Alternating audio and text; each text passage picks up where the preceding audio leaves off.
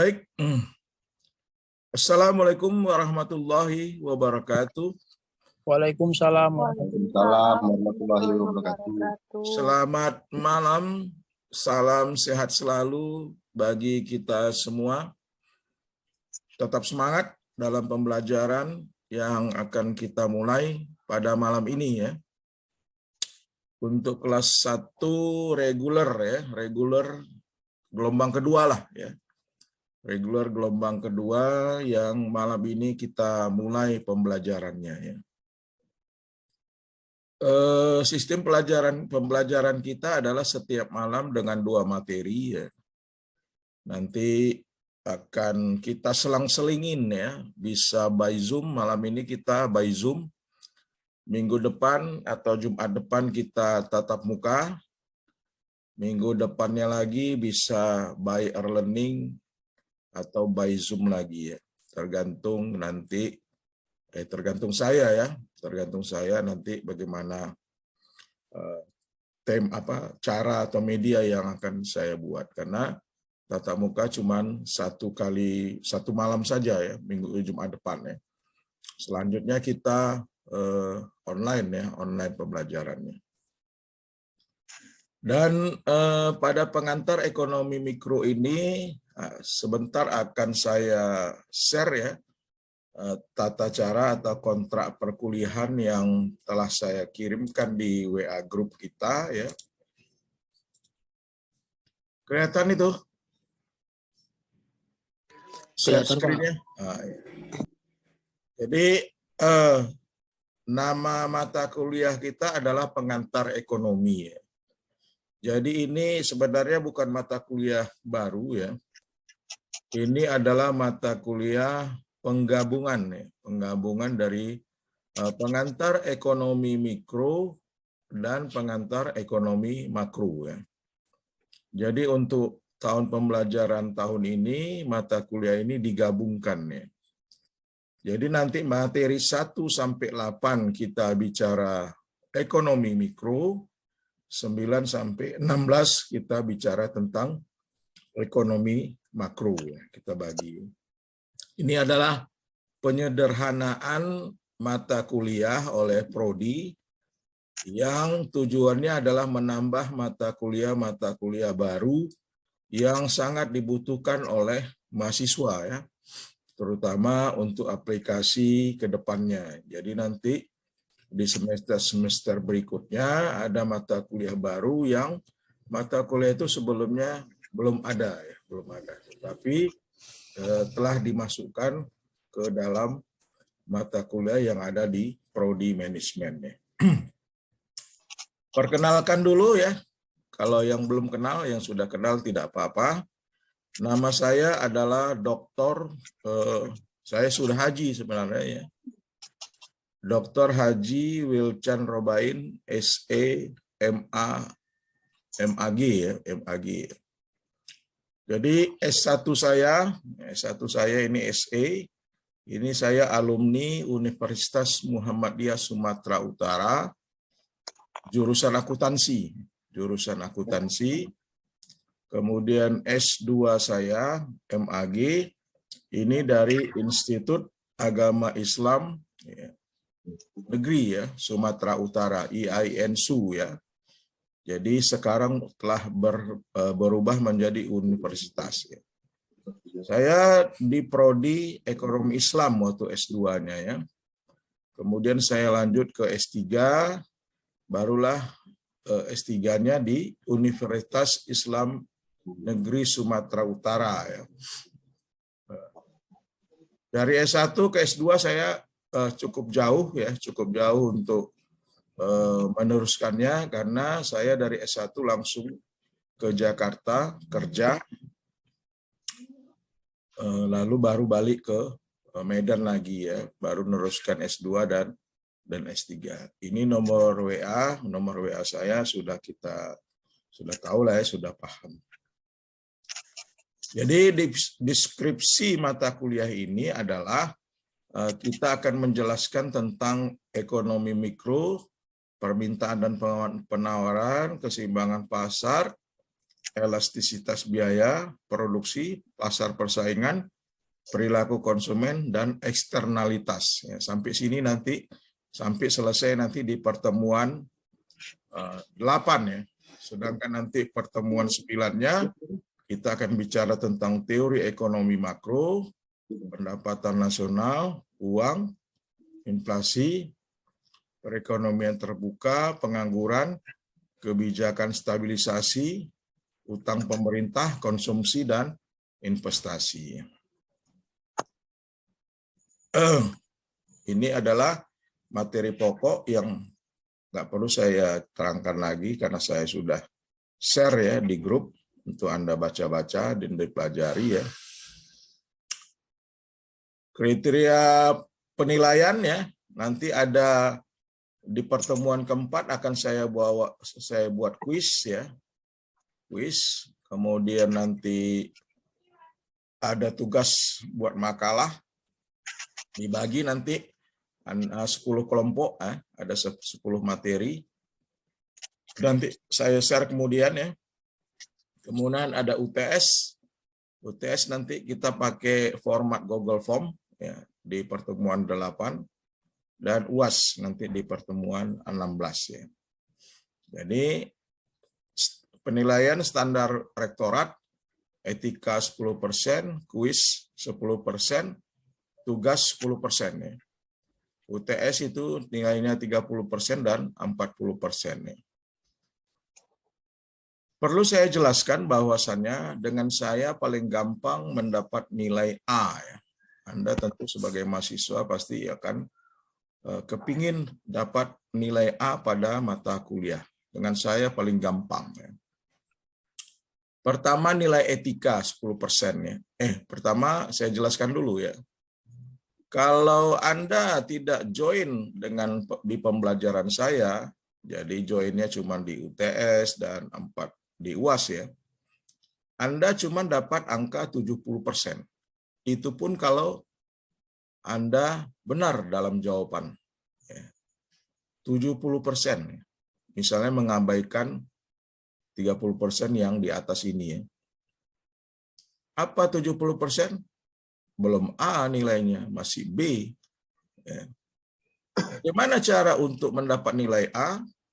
Pertama, nilai etika 10%. Apa itu? Dengan saya nilai etika kehadiran saja saya lihat ya.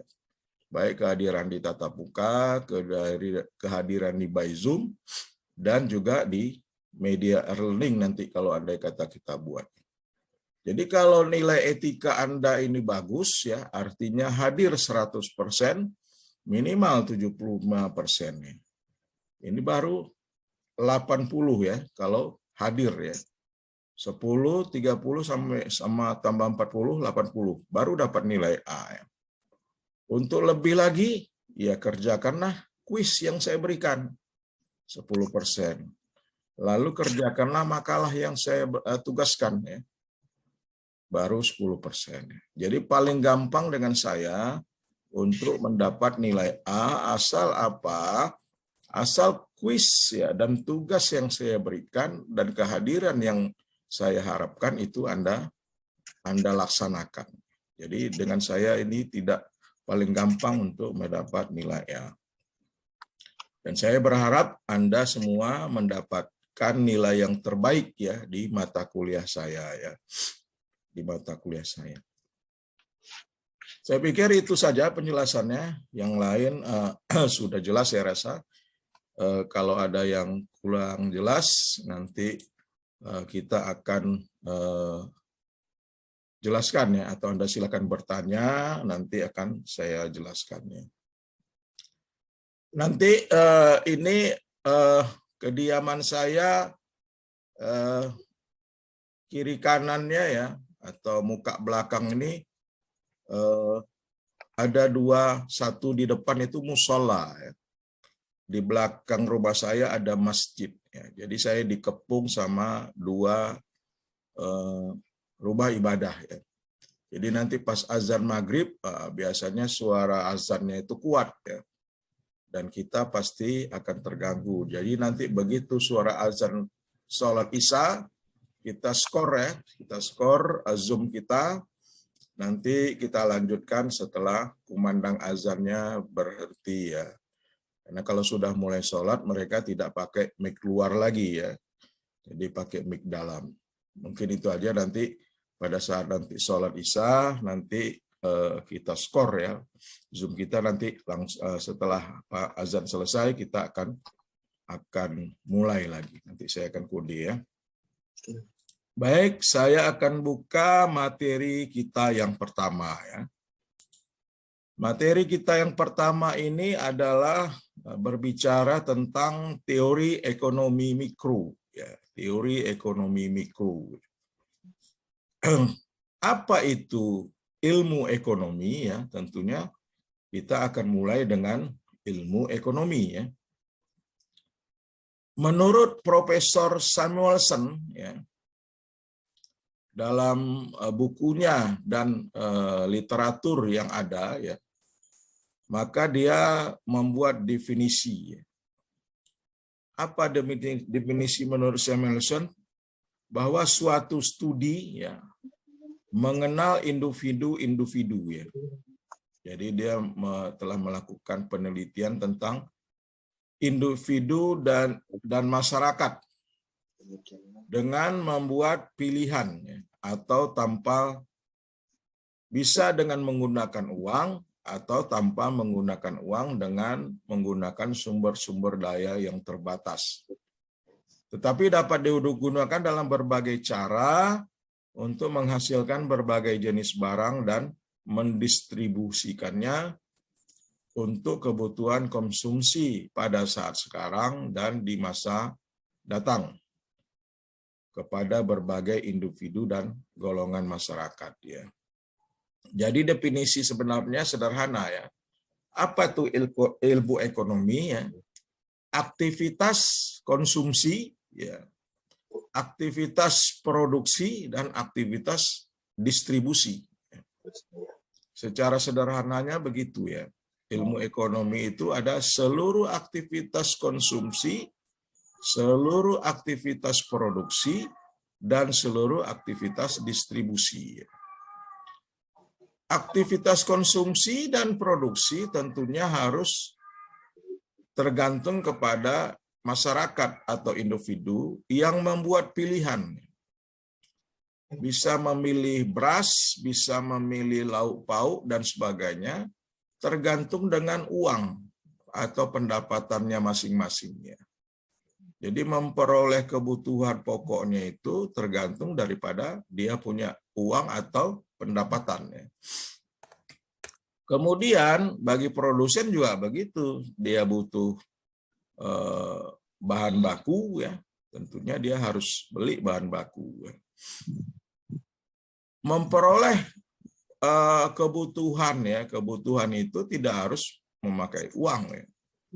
Bisa saja seperti zaman dahulu barter, ya, barter antara barang yang satu dengan barang yang lain ya, tergantung apa kebutuhan yang ingin kita peroleh. Ada satu penduduk dia punya beras, ada satu penduduk dia punya ikan, mereka bisa saling barter. Yang penting kebutuhan mereka itu terrealisasi. Kemudian Samuelson membuat pertanyaan, bagaimana caranya menggunakan sumber daya atau pendapatan tertentu agar penggunaan tersebut dapat memberikan kepuasan dan kemakmuran yang paling maksimal kepada individu dan masyarakat. Jadi, keinginan daripada konsumsi, produksi, dan distribusi tentunya kita berharap kita mendapatkan kepuasan atau kemakmuran di dalam memperoleh kebutuhan yang kita inginkan. Apa tujuan kita mempelajari ilmu ekonomi? Ya, pertama adalah agar mencapai pertumbuhan ekonomi yang cepat. Ya. Sekarang kita kan pertumbuhan kita dasar yang diberitahu oleh pemerintah sekitar 5 ya. tapi terakhir dikoreksi menjadi 4,8. Jadi tanda-tanda suatu negara itu baik ya, dan negara itu dikategorikan maju atau makmur ya, dilihat dari angka nilai pertumbuhannya. Jadi kalau 5 ya, 6 itu sudah cukup baik ya untuk kategori negara berkembang ya, seperti negara kita. Apa syarat pertumbuhan? Syarat pertumbuhan itu adalah semua individu dan masyarakatnya itu konsumsi, belanja. Ya. Jadi syarat terjadinya pertumbuhan ekonomi yang baik adalah belanja.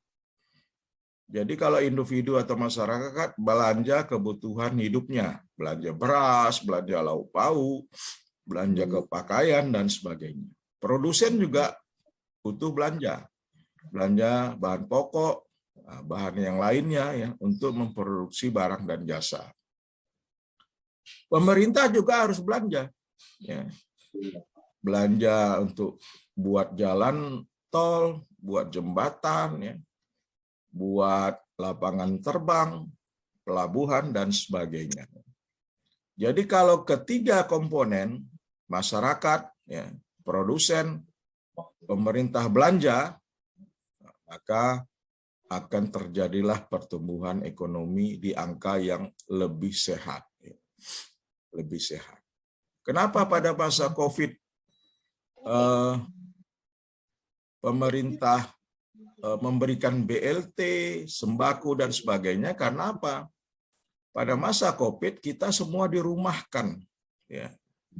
Kerja dari rumah kalau perusahaan masih tetap jalan. Ya.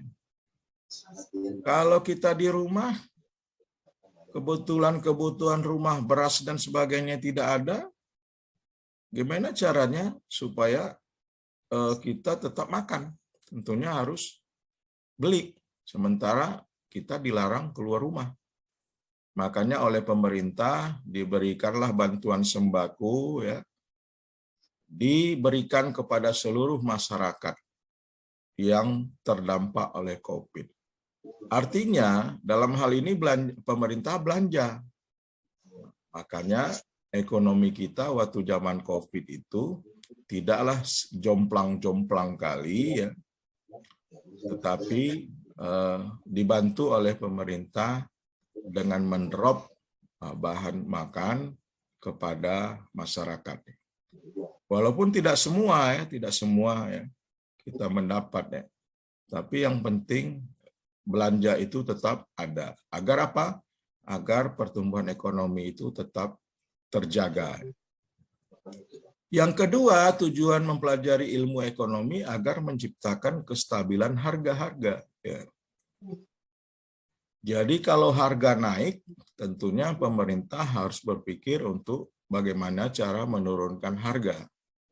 Misalnya beras tiba-tiba naik ya, karena banyak panen yang gagal ya.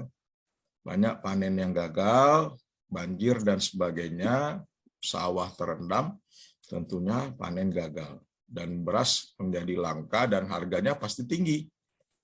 Oleh pemerintah agar harga-harga pangan itu tidak naik dengan tinggi, maka harus dikucurkanlah beras dari Bulog. Yang memang sengaja sistem itu dibuat pemerintah untuk mengantisipasi apabila harga pangan itu tinggi di pasaran. Makanya diadakanlah operasi pasar ya. Operasi pasar. Kemarin juga kita kelangkaan minyak goreng mahal, maka dibuat jugalah operasi pasar minyak gorengnya. Itulah tujuan pemerintah untuk menstabilkan agar harga-harga ini dapat terjangkau dan dibeli oleh masyarakat. Yang ketiga adalah mengatasi masalah pengangguran. Pengangguran ini memang sangat pelik dan setiap tahun akan bertambah. Ya. Dengan banyaknya kita belajar, sekolah, habis tamat, mau kemana? Kalau langsung melanjutkan kuliah, mungkin masih bisa dikategorikan tenaga kerja juga, tapi belum dikategorikan menganggur karena masih kuliah. Kalau tidak melanjutkan perguruan tinggi misalnya, kan jadi pengangguran istilahnya ya.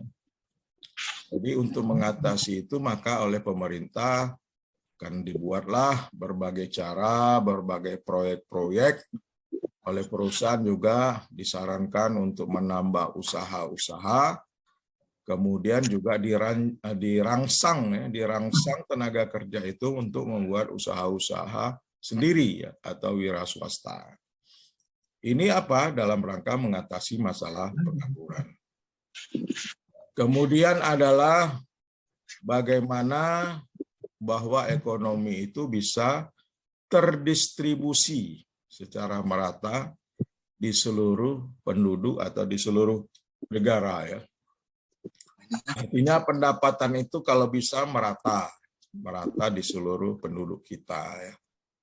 Artinya jangan sampai ada pengangguran, kemudian walaupun pengangguran ini tidak bisa kita nolkan ya, ini pasti akan tetap ada pengangguran itu. Tapi paling tidak kalau dihitung secara statistik, maka masih dalam ambang bisa di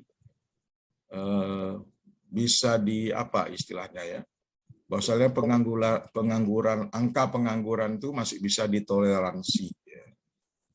Jadi angka pengangguran itu tidak bisa menjadi 0% ya, tetapi bisa untuk di maintenance, dipelihara sampai pada batas waktu atau angka tertentu ya, ada angka toleransi. Apa ruang lingkup ilmu ekonomi?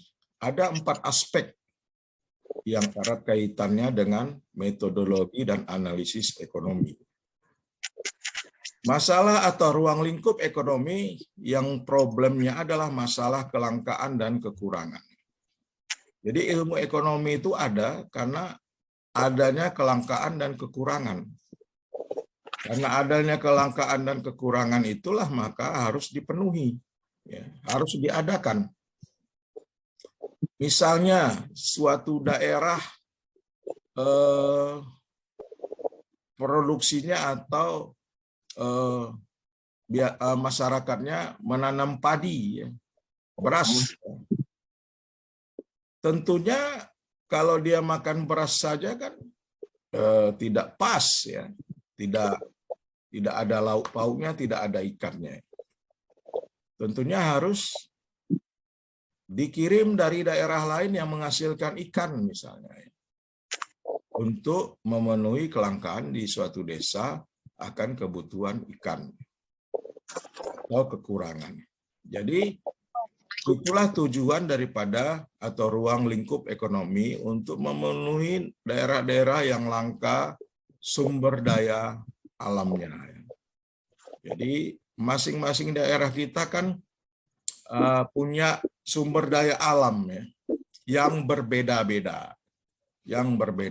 Kita tahu di Papua banyak emas, tapi di daerah lain belum tentu ya. Tentunya harus didatangkan dari daerah yang menghasilkan sumber daya tersebut. Sehingga apa? Sehingga setiap daerah itu ada sumber daya yang dibutuhkan oleh masyarakat. Lalu aspek ruang lingkup ekonomi lain adalah bagaimana cara menganalisis ekonomi ya, diperhitungkan ya, diramalkan. Ekonomi itu harus pandai meramal kondisi ke depan ya, dengan hitungan-hitungan sekarang ya. Dengan perhitungan sekarang maka bisa dianalisis untuk kehidupan ke depannya. Dengan adanya ini Ramadhani ngapain ini? Suaranya nggak tolong Ramadhani, mengganggu itu. Ya Pak. Siapa lagi itu yang suaranya ya? Kemudian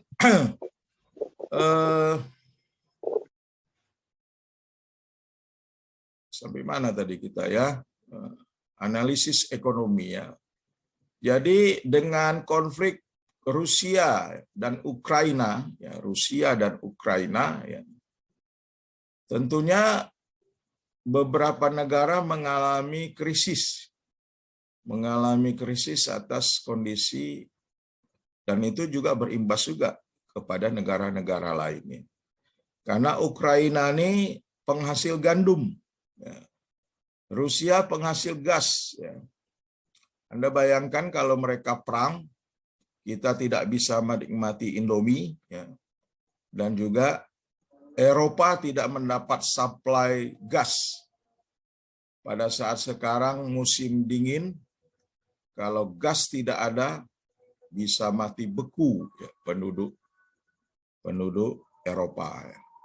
Makanya itu diminta kepada kedua negara itu untuk bisa berdamai. Agar apa? Agar suplai gandum tidak terganggu, ya. Juga suplai gas juga tidak terganggu. Ya. Baiklah, kita skor dulu ya, karena di tempat saya. Jadi materi 2 ini adalah tentang teori permintaan dan penawaran. Apa itu teori permintaan atau kurva penawaran? Ini ditentukan oleh beberapa kondisi. Ya. Jadi permintaan itu, kebutuhan kita akan barang itu pastilah akan ditentukan oleh berapa harga barang itu. Ya. Kemudian kalau barang yang kita inginkan itu tidak ada, apakah ada barang lain yang bisa menggantikannya? Lalu pastilah akan dihubungkan dengan berapa uang yang kita ada, uang yang kita punya. Lalu pasti produsen akan berpikir bagaimana corak distribusi pendapatan dalam masyarakat. Miskinkah, menengahkah, kayakah? Sehingga produsen akan bisa menjual barang yang dibutuhkan oleh masyarakat tertentu. Cita rasa masyarakat juga pasti akan berbeda-beda. Jumlah penduduk juga sangat juga mempengaruhi. Lalu kondisi ramalan di masa yang akan datang. Jadi teori permintaan itu sangat ditentukan oleh beberapa kondisi yang tadi saya sebutkan. Jadi secara teori maka permintaan itu adalah hubungannya harga dengan permintaan. Jadi makin rendah harga suatu barang, pasti permintaan akan semakin tinggi. Tetapi kalau harga barang itu naik, maka dari sisi konsumen, maka permintaan akan menurun. Jadi kalau harga rendah secara teori, permintaan akan meningkat. Kalau harga naik, maka secara teori permintaan akan menurun. Sehingga dikenal dengan apa yang dinamakan hukum permintaan. Ya. Jadi hukum permintaan itu makin rendah harga suatu barang, maka makin banyak permintaan terhadap barang tersebut. Begitu juga sebaliknya. Ini adalah hukum permintaan. Faktor apa yang bukan harga yang mempengaruhi permintaan? Tadi sekilas sudah saya jelaskan harga barang lain. Ya. Jadi kalau barang yang kita inginkan harganya naik, pasti kita akan berpikir mencari barang yang lain yang kira-kira sama kegunaannya. Sehingga barang lain itu bisa disebut dengan barang pengganti, barang pelengkap, atau barang netral. Apa itu barang pengganti? Barang pengganti adalah barang lain yang menggantikan fungsi barang yang kita inginkan. Kopi dan teh adalah barang yang saling menggantikan fungsinya. Ya. Kalau tidak ada teh di rumah, kita bisa minum kopi, dan juga begitu sebaliknya. Ya. Sehingga kopi dan teh itu saling menggantikan. maka disebut barang pengganti. Apa yang disebut barang pelengkap? Barang pelengkap adalah untuk menggantikan, atau kalau misalnya kopi nggak ada gula, kurang enak ya. Begitu juga teh, nggak ada gula, kurang enak ya. Jadi teh atau gula itu merupakan barang pelengkap. Barang pelengkap yang melengkapi daripada kenikmatan kita, misalnya untuk dalam kondisi minum kopi dan minum teh. Kemudian ada juga yang disebut dengan barang netral ya, barang netral ya. Jadi tidak ada hubungannya. Barang yang tidak ada hubungannya dengan keinginan kita.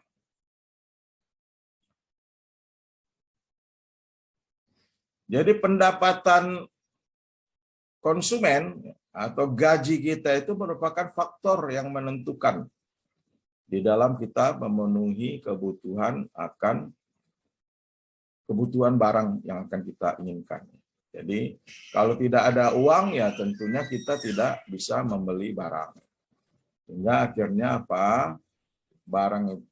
pendapatan merupakan faktor yang sangat kita perlukan. Ada duit apa istilahnya waktu pacaran dulu, ingat? Siapa yang sudah punya pacar? Ada duit abang sayang ya, nggak ada duit abang ditendang ya. Kira-kira gitu ya dulu ya. Kemudian barang itu bisa dibagi 4 bagian, ada barang inferior ya. Kemudian ada barang esensial, ada barang normal, dan barang kategori mewah. Silakan Anda baca sendirilah di slide yang telah saya berikan ya. Kalau kurang paham nanti silakan bertanya, bisa juga bertanya di WA grup kita ya. Yang paling penting dalam permintaan itu adalah distribusi pendapatan. Distribusi pendapatan itu pastilah akan terpengaruh oleh cita rasa atau selera masyarakat. Pasti akan dipengaruhi oleh jumlah penduduk dan ramalan. Contoh di sini BBM mungkin akan dinaikkan oleh pemerintah pada tahun depan. Maka akan mendorong masyarakat atau pengusaha yang nakal untuk menimbun BBM. Karena sudah diramalkan tahun depan BBM akan naik. Sehingga mereka mencari spekulasi, mereka timbunlah BBM itu sehingga langka di pasaran agar bisa mendapat keuntungan yang maksimal pada saat BBM langka. Maka itu merupakan distribusi pendapatan yang harus dilakukan oleh pemerintah. Permintaan itu bisa bergerak ya, bisa bergerak dari atas ke bawah. Ya. Ini bergerak ke bawah dan ke atas itu tergantung harga. Ya. Jadi pergerakan kurva ke atas dan ke bawah itu tergantung harga. Sesuai dengan hukum permintaan tadi ya. Semakin tinggi harga, ya, maka permintaan akan semakin berkurang. Sedangkan kalau harga menurun, maka permintaan akan bertambah. Akan bertambah. Ya. Kemudian bisa juga bukan karena harga. Kalau bukan karena harga, maka sebentar ya.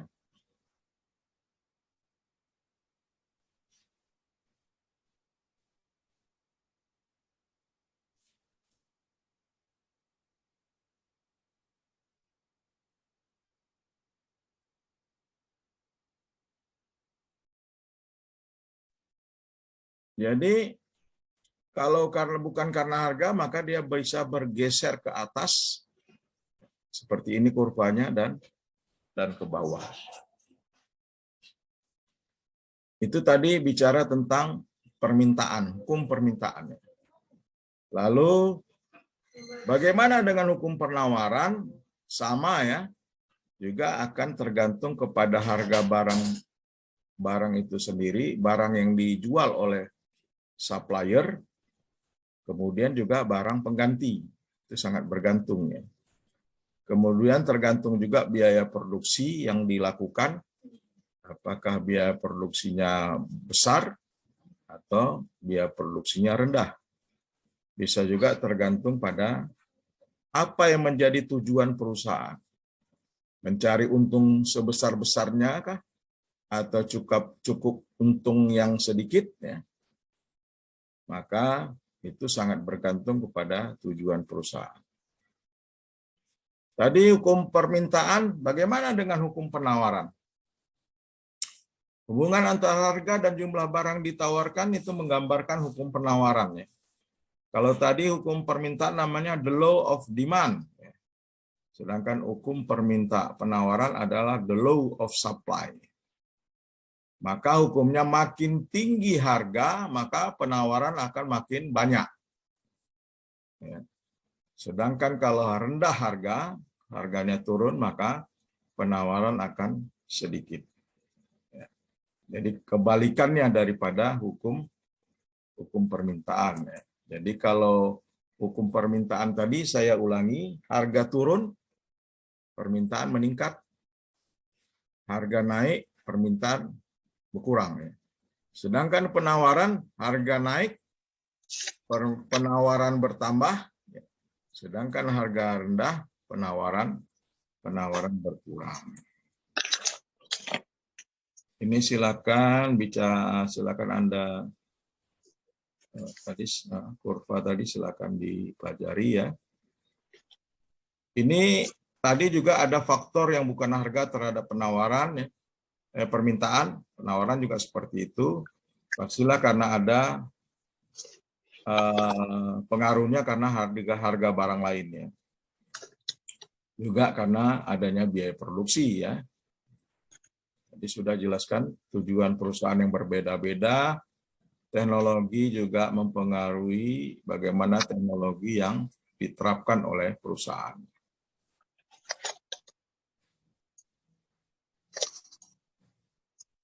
Jadi ekonomi dunia dari zaman dulu itu ya, sebelum seperti sekarang ini adalah berawal dari sejarah panjang dunia ya. Sejarah panjang dunia ya. Jadi pola ekonomi dunia itu kan dulunya kan sektor pertanian ya, bercocok tanam ya. Misalnya menanam beras, kalau dulu bisa juga gandum ya. Pokoknya menanam lah sektor pertanian ya. Jadi belum ada teknologi, belum ada perdagangan, belum ada teknologi. Jadi dunia itu dulu adalah awalnya itu adalah pertanian, sektor pertanian. Lalu pelan-pelan revolusi industri ya, maka berubahlah menjadi sektor industri. Jadi perubahan ini karena kebutuhan masyarakat dan penduduk semakin banyak. Ya. Penduduk semakin banyak. Ya. Jadi ada perubahan dari sektor pertanian ke sektor industri. Ya. Jadi dulu dunia ini adalah sektor pertanian. Kemudian dengan adanya revolusi industri, dengan memakai teknologi-teknologi, maka perlahan-lahan dunia merubah dirinya menjadi sektor industri. Apa yang menjadi penyebab daripada perubahan itu adalah salah satunya adalah bahwa perkembangan sektor pertanian ini sangat lambat. Sedangkan kemajuan teknologi itu akhirnya cepat. Orang semakin pintar. Orang semakin pandai untuk membuat inovasi-inovasi baru. Saya ilustrasikan begini ya. Apabila kita menanam gandum misalnya ya, kita olah menjadi roti ya. Mungkin 1 kuintal atau 1 kilo gandum bisa dibuat berbagai macam roti. Ya. Dengan adanya roti, Tentunya harus melalui proses teknologi ya. Membuat roti kan harus punya teknologi. Hanya cepat ya. Maka butuh industri.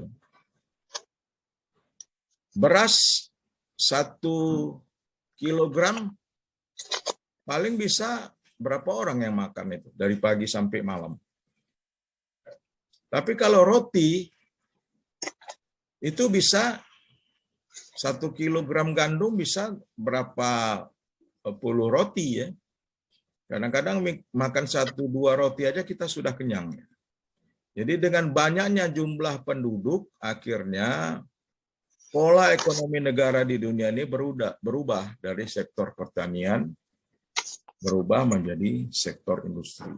Itulah makanya pelan-pelan negara yang dulu menitik beratkan pada sektor pertanian beralih ke industri. Termasuk juga negara kita ya. Tetapi pertanian itu tidak boleh juga kita tinggalkan ya. Cuman teknologinya harus kita tingkatkan.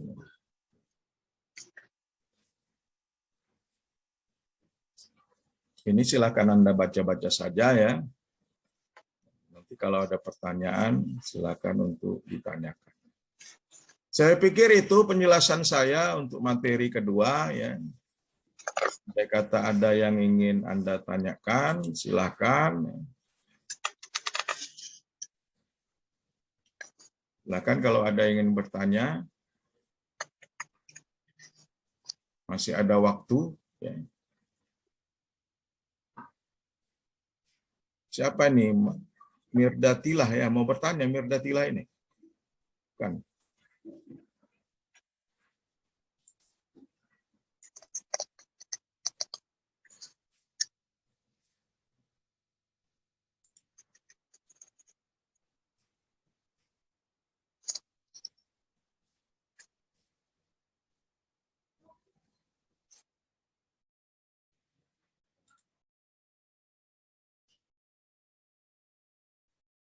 Suara siapa yang nggak masuk? Suara saya atau suara kamu ini?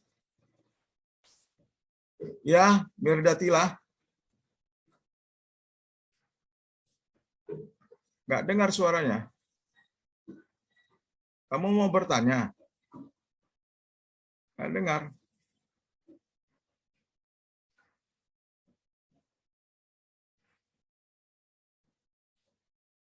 Apa ada yang mau ditanyakan? Silakan.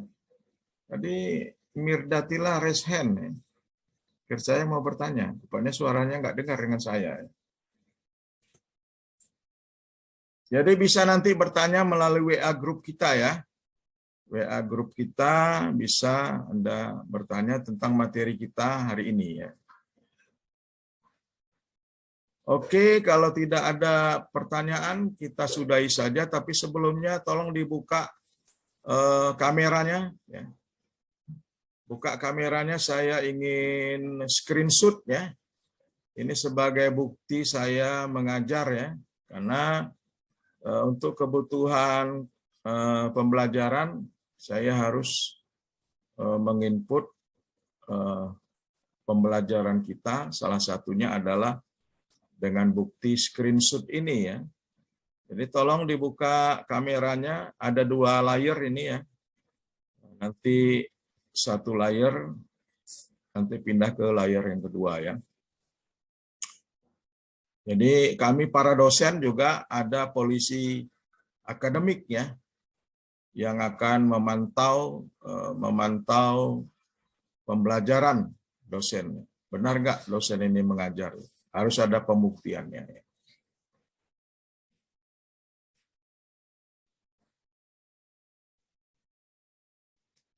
Oke, Mirdatilah, nanti saya jawab di WA Group ya. Saya jawab pertanyaan Anda, saya akan jawab di WA Group ya.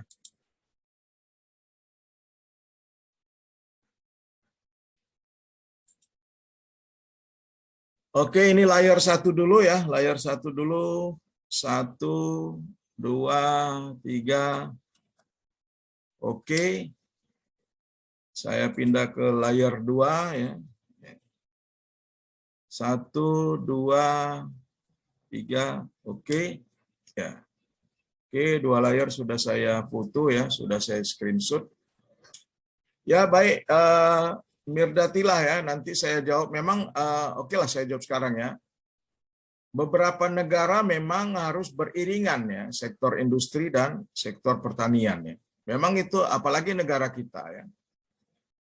Kondisi krisis yang akan datang ya. Makanya presiden kita itu membuat lumbung pangan di Kalimantan ya. Kalimantan punya sektor tanah yang banyak, maka dibangunlah lumbung pangan. Itu untuk apa? Tujuan untuk menghadapi resesi ekonomi ke depannya ya. Jadi tujuan ekonomi, resesi ekonomi ke depannya. Jadi begitu resesi ekonomi, kebutuhan makan masyarakat kita tuh ada stoknya. Makanya dibuatlah lumbung pangan oleh presiden kita ya. Itu adalah untuk mengantisipasi bagaimana apabila terjadi krisis. Jadi memang sektor pertanian itu bagi negara kita tidak tinggalkan. Tapi kalau Anda bisa melihat statistik, jadi lebih besar sektor industri dibanding sektor pertanian. Jepang malah tetap juga mempertahankan sektor pertanian. Dengan adanya mereka juga masih menanam beras, menanam padi. Jadi mereka kuat di sektor industri, tapi juga tidak mengabaikan sektor pertanian. Hanya beberapa negara maju saja yang sama sekali meninggalkan sektor pertaniannya. Akhirnya apa? Pada kondisi krisis mereka kelabakan mencari bahan pangan. Karena sudah meninggalkan sektor pertaniannya. Saya pikir gitu ya, memang harus beriringan ya. Artinya tidak harus boleh industrinya besar, tapi tidak melupakan sektor industri.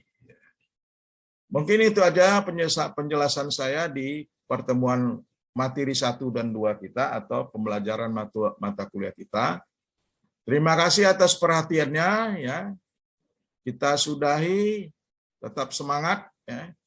Anda tetap semangat untuk pembelajaran baik di mata kuliah saya maupun di mata kuliah lainnya.